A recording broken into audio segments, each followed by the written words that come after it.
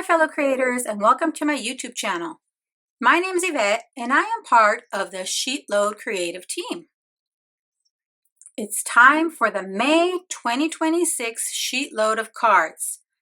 So if you're not familiar with the SheetLoad of Cards, it is a sketch, cutting guide, and full supply list provided free to all of Call Me Crafty Al's subscribers. Now I'll be sure to link to Call Me Crafty Al's channel in the description box below.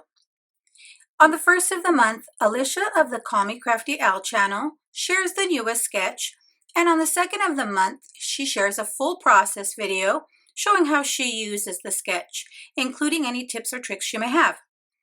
The creative team also shares our version of how we use the sketch on the second of the month. I will have a link to a playlist in the description box below so you can follow along with all the creative team members for the May 2026 SheetLoad of Cards sketch. Now, if you're going to play along, be sure to use the hashtags on the sketch when sharing on social media so we can see what all our crafty friends have made. The SheetLoad of Cards sketch shares what supplies are needed, how many cards it will yield, and this month it yields 12. The dimensions, in case you want to make just one card instead of the full batch. Alternative ideas, such as rotating the sketch. And this month we have some special instructions for cutting CS1A, which is your card base. So make sure to pay close attention to those special instructions. Now this month's sketch is a special edition because it is a tent topper card. So the second page is your cutting guide, and that shows you how to cut all your pattern paper and cardstock for your cards.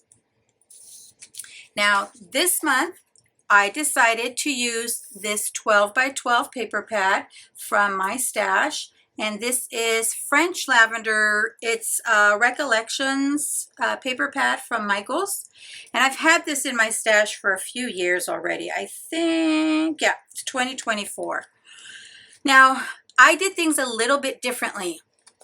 I had a lot of scraps of this pattern paper from a previous project. So I had a lot of strips that were 4 inches wide or close to 4 inches wide, maybe a little bit over. And so I cut those apart in order to make my 12 cards. Let me show you what those look like.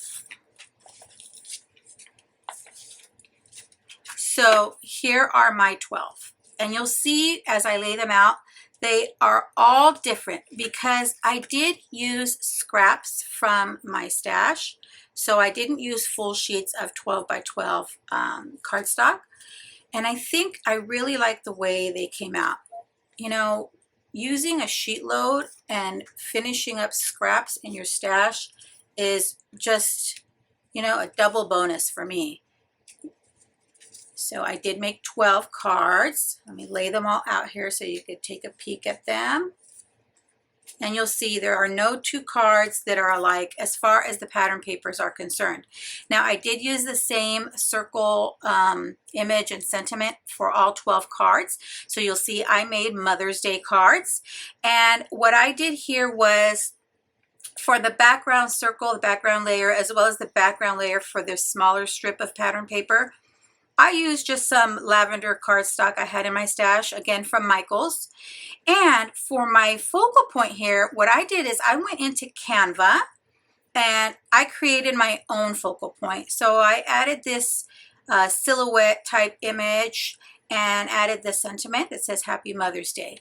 Now, this image actually, when I imported it on Canva, was actually pink.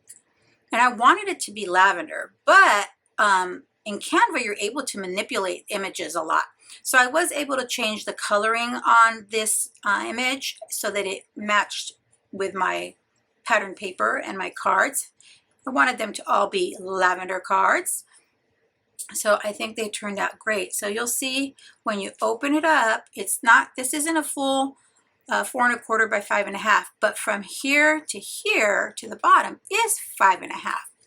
So when you open it, you know, the bottom of your, the top half of your circle just goes behind. Let me fold it this way so you can see.